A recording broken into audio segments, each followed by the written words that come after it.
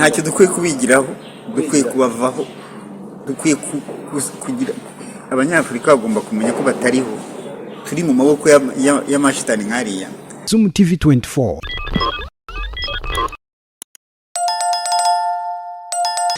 Dr. Sa, kuri comment imwe, Amerika ku munsi w'ejo yarashe mu gihugu cya Iran, yongeye kugaba ibitero ku birindiro by'ingabo za Iran, ndetse Iran mu gitondo yazindutse ivuga ko nayo iraza gusubiza mu buryo bukomeye. Ibi bitero bije bya nyuma ya Amerika yongeye kugaba kuri Iran, noneho mu buryo bugaragara kandi hari icyo twakwita inzira y'ibiganiro biganisha ku masezerano, ubwo biratanga Yesu. No, ibyo ni ibitero sporadike, niko bihora, nta ntambara irangira gutya akakanya.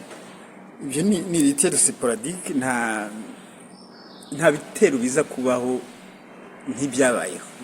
No, intambara igeze ahantu hashobora kuba ibitero sporadike, nka kuriya wumva Ukraine yarashe mu Burusiya, yarashe Lugansk mu butaka Uburusiya bwafashe, nakuri mu Burusiya bwarashe Kiev. Ariko kuri Amerika inashandi nta bitero biza gusubira kubaho, biriya ni sporadike, bibaho biriya mu ntambara, bibaho buri gihe. Igihugu cyane cyane igihugu kiyemera kizi ko ari igihanganye, ntabwo gipfa gutsindwa ngo kigende gutyo, kigomba kugira utugeste cyerekane ko malgré tout kigifite imbaraga. Ariko ubu nta ntambara iza kubaho yeruye, kubera deja gufungura iriya Detroit bifitiye avantage abantu bose, bifitiye avantage Amerika, bifitiye avantage isi yose. Rero ntabwo baguma muri ibyo, hariya ni ibintu sporadike, ça ne veut pas dire. Ariko Amerika igabye ibyo bitero kuri Iran. Mu bihe bishize yaragaragaje n'indi ngingo ikomeye yuko Iran ngo igomba kuyiha uranium. Biriya ni amanegosiyasiyo, kandi ntabwo igomba kuyiha, kuko ntabwo irusha imbaraga. Kuyiha ibyo ntibishoboka, biriya nibyo apfa kuvuga gusa. Ibyo baranabyumvikanye, iyo apfa kuvuga gusa, ariko barabyumvikanye ko atazayibaka, kuko ntayo babaha, ibyo ntibishoboka.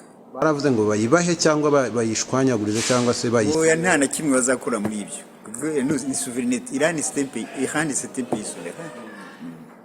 Hariya ni amagambo yo muri politiki, ni discours politique. None kuki Amerika ahubwo ishaka iyo uranium ya Iran kuyijyana, bikaba ngo ari byo ibona ko byaba ari igisubizo? Oya, no, ibyo ni ibintu Amerika ivuga gusa. Iran ubundi se ntabwo ari ubwa mbere badisikita kuri uranium. Muri 2015 badisikita kuri uranium. Iran ifite 11 tonnes uranium iri archi à 90%, donc ishobora gukora ko batayibasabye se, ubwo bayishyize mu Burusiya. Ntabwo rero bashobora kuyibaha ibyo ngibyo. Ni Trump ni umuperezida, amagambo avuga mu kureba ko yasubiramo. Hari ababibaza ko kuba n'igihugu cya Iran cyavuze ko kiraza gusubiza ndetse kikihorera, intambara ishobora kuba igiye gutangira mu bisi. Ariko ntabwo igiye gutangira, intambara irahari. Gusubiza ni ibisanzwe, barasubiza nyine juste hariya Amerika ifite ibirindiro. Ibyo ni ibintu bisanzwe rwose, ntabwo ari intambara. Ntabwo haza ko intambara ntishobora gusubira kumera nk'uko yatangiye, kuko barabonye Amerika deja yarashiriwe, nta stock igifite. Israel nuko, ntabwo nta intambara iza kubaho yindi. N'utwo tuntu sporadike, hari abashanje dofe, ntabwo Iran yareka gusubiza, c'est normal. Ibyo ni bisanzwe. Ni nacyo gituma peut-être barasa kuri bagira ngo barebe niba koko bo barwana agifite imbaraga, bagomba gusubiza rero, c'est normal. Ariko nta ntambara iza kubaho nk'iyabaye, nk'iyo muzi yashize. Ariko ubwo hahise haba ibitero bikurikiranye muri Amerika yarashe kuri Iran, ku rundi ruhande Israel nayo yongera kurasa muri Liban. Ariko ntabwo Amerika na Israel nicyo kimwe, ni échange d'office, c'est tout à fait normal. Israel irarasa muri Liban, nayo barayisubiza, na Iran irasubiza Israel, na Hezbollah irasubiza Israel. Ibyo ni bisanzwe. Gusa nzi yuko byose ari Amerika, Israel biri muri position de faiblesse. Ntabwo bavuga ngo biraza gukomeza intambara. Ni nabyo bishaka ko intambara ihagarara. Aparika Israel nyine kuva muri Liban birayigora, ariko igomba kuva byanze bikora.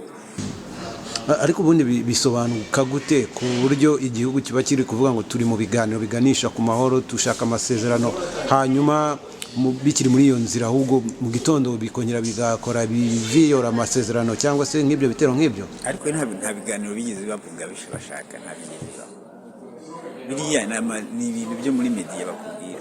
Ibiganiro se bihe ko bazana agenda ati murakora ibi, ati murakora ibi ngibi uko bimeze gutya ku murongo, ibyo se ni ibiganiro? Bati namwe murakora ibi, ibyo bene ibyo si ibiganiro. Twabonye Iran yihagazeho na n'ubu ntekereza ko ikihagazeho bitewe mwakunze kutubwira ko Iran atari Iran gusa, Iran ifite abandi bayifasha. Naho yaba Iran peu importe, ariko niyo yatewe nta kundi yareka kwihagararaho, niyo yatewe ntabwo Iran yari yateye. Ubwo tugira ikihe cyizere Dr. Rusa ko abantu hano intambara ikize nuko Amerika idatsinda Iran. Golfe Persika ashobora kuba amahoro. Twabonye ingaruka zikomeye zanatugezeho na n'ubu ziracyaturuba zadushegeshe zikomoka kuri petrole bitewe n'umuhora wa Hormuz wafunzwe.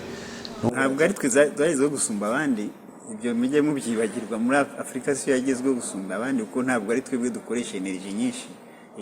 Kontinent yacu ntabwo iri nta industry ifite. Kutugeraho ni kwa kuri tutagira independence, ubundi ntabwo tukeneye petrole ya Iran, dufite petrole nyinshi. Ni ya Nigeria yaduhaza, ariko igomba kujya muri Amerika, igomba kujya mu Bwongereza. None se no mu Nigeria yubatse rafineri ngo irafine Banki Mondiale na FMI ariko baravuga ngo ayimwibe. None se Afrika ni dahaguruka ngo yirwaneho, mushaka bigende gute? Yashaka kubaka rafineri, yubatse rafineri muri Nigeria. Abashinwa baramufashije muri tekinoloji, amafaranga yari afite Dangote. Yashaka gushyira indi muri Kenya, ariko FMI na Banki Mondiale biko biravuga iyo rafineri ntikore, babime matière première, babime essence, kuko igiwabo igenda ari umusayi. Aha rero kuba ngo byatugize ingaruka, abanyafrika ntitukirwe turira. Tumenye yuko ntabwo ari twibwe, ibihugu si ibyacu.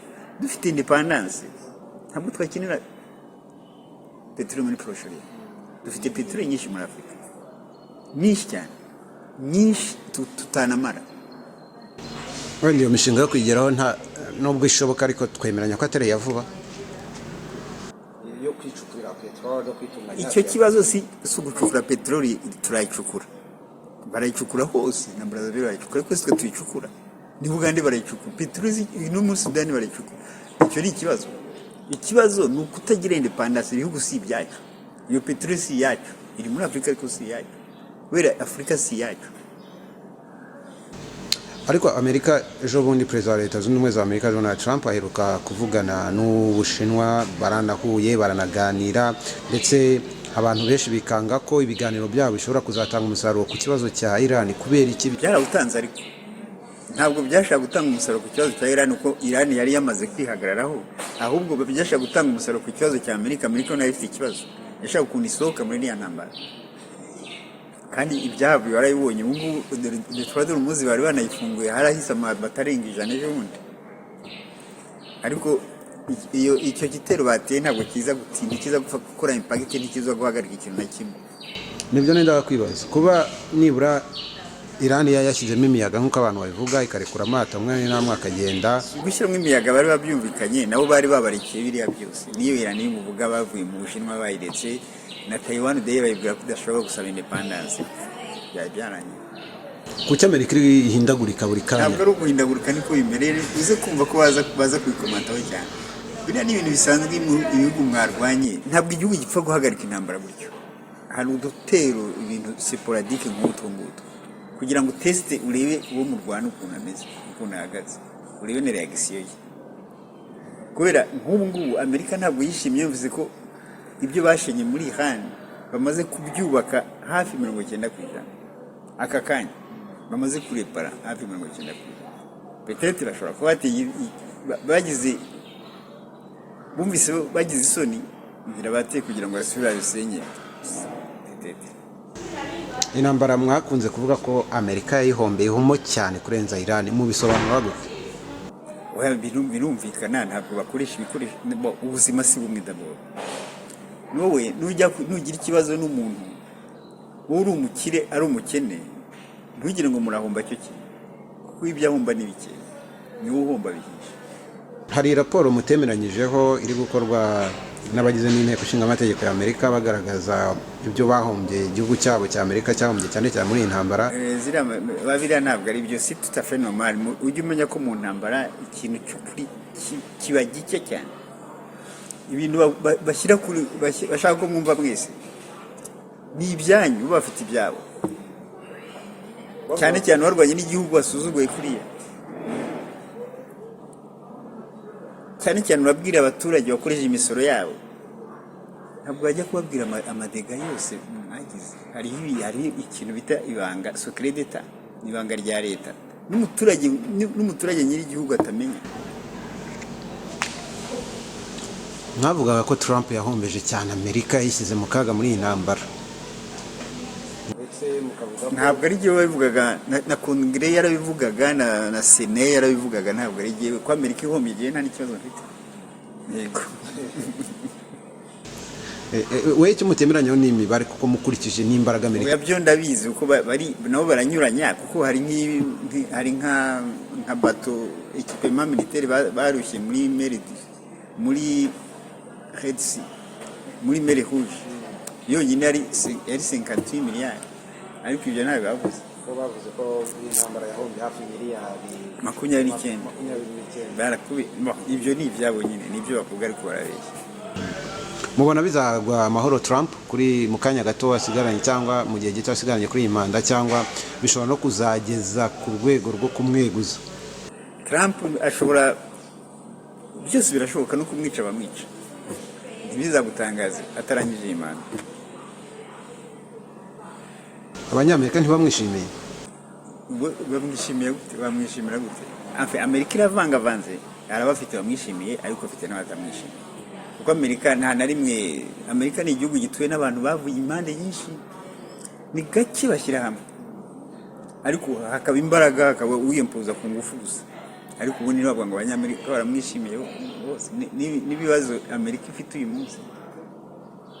Mwabwira iki cyane cyane abantu bakwiriye kwigira iki kuri Amerika ku rugero rwo kumva ko ari igihugu cy'igihangange cyateye Iran kizi ko intambara yagombaga koroha, ariko ubu umuntu akaba yavuga ko ukurikije imibare n'ukuntu politiki ihagaze ubu Amerika isa nk'iyapfukamye. Okay, nibaza kwita Amerika igihangange ne numva simbizi. Nibaza ko ubuhangange bwayo ntawabwishimira, kubera ubuhangange bwa Amerika bwavuye hehe? Ubuhangange bwa gusa bwose bwavuye, ubuhangange bwa Amerika bwavuye hehe? D'abord bwavuye mu maraso yanyu, bwavuye mu maraso y'Abanyafurika. Amerika ifite ubuhangange buhe si uko ibindi bihugu. Ubwo buhangange wabwishimira? Bene ubwo buhangange ntacyo ndavuga ngo twayigiraho iki. Nicyo gituma utazanaramba nabwo nyine. Amerika ifite ubuhangange yakuye hehe? Muzambwiraho yabukuye handi. Ifite ubuhangange se wavuga ngo n'Uburusiya bufite amabuye angana kuriya? Wagira ngo n'Ubushinwa bufite amabuye angana kuriya? Wagira ngo n'Ubushinwa bufite simbona. Ariko ibihugu twavuga ko bikomeye muri iyi minsi bisa nkaho byataye ibaba cyane cyane ku bigendanye na politiki. Ubwo turavuga Amerika, tukavuga n'Ubwongereza nabwo ntabwo. Nicyo kimwe, Amerika n'Ubwongereza bitandukanye gute? Ubwongereza bwakomeye kubera noneho bwari bukomeye mbere uko Amerika ikura, uko Amerika yakomeye Ubwongereza busenyutse intambara ya kabiri busenye, ariko Ubwongereza bwakomeye kubera iki? Nicyo gihugu cya mbere ku isi cyagize abacakara benshi, kuko na Amerika ari Ubwongereza ntabwo ari Amerika. Amerika ntivutse ejo bundi.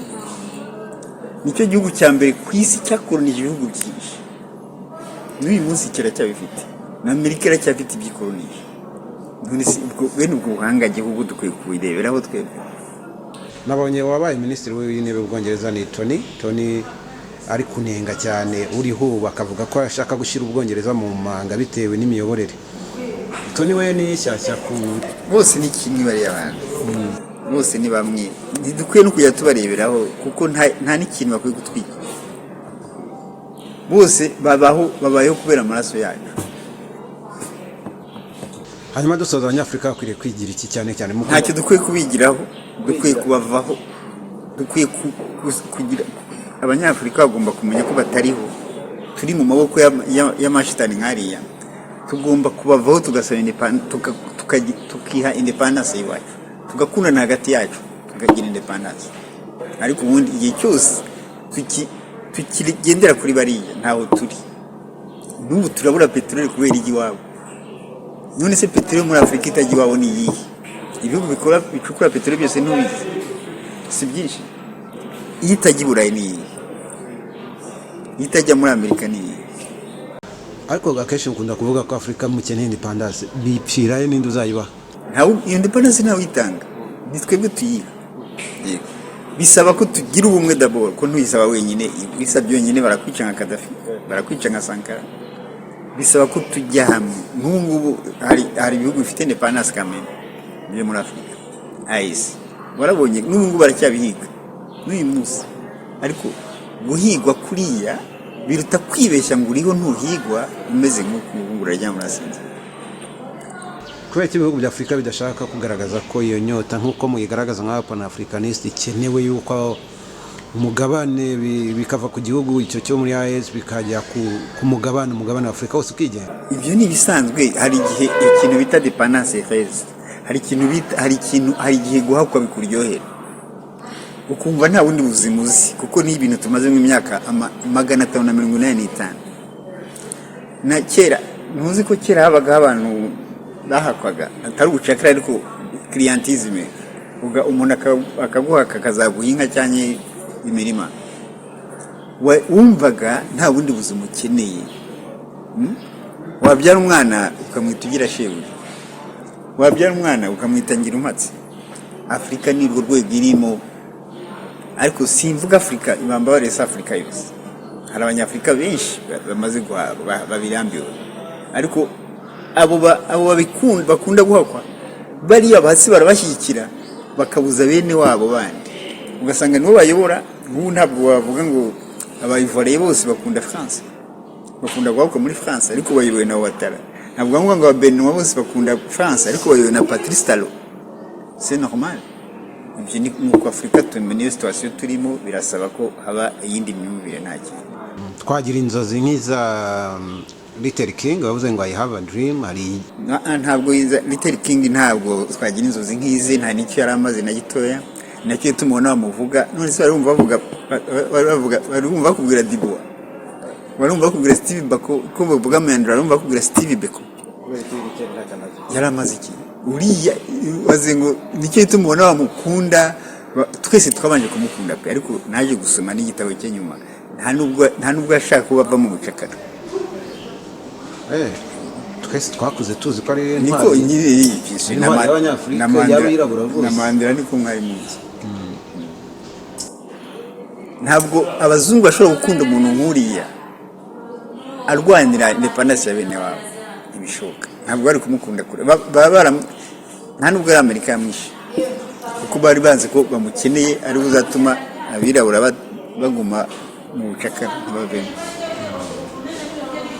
ritera umunenga iki mwebwe ko muvuga muti nubwo twe twaramwize turanamwiga ntabwo mwamwize iyo umusoma uwamumenye waramwize nyura bakubwira ibyo bashaka na Mandela ni mu muririmba se none se yamaze na Little King no Mandela tumufata nk'umuntu ngo waharaniye ko apatira si mwebwe nibyo babwiye ariko se Mandela yamari iki kiragihugu Little King yamari iki abanyafurika yagomba gukora icyo atakoze ku Little King cyangwa Mandela ntabwo yari kujyana abirabura muri theology ngo babwire ngo bereke ngo Imana izabikora babeho gutyo Imana izabikora ko yavugaga ngo ibintu bya no violence donc banezerwe nuko bameze n'ibyo yashakaga ariko ntibamwumviye barazamutse cyane niho batangiye gushaka no kubagarura muri Afurika niho bazanye muri Liberia no muri Sierra Leone ariko abo bose barabicaga abazaga bashaka kuva mu bucakara barabicaga nibo bishe ba Dibuan bishe benshi Martin Luther King wese no bamwishe bishwe Martin Luther King yishwe n'abantu babajwe nuko abanyafrika bameze kuri ashobora kuba ari Kagame yamwishe simbizi abanza tuzabiganiraho ku buryo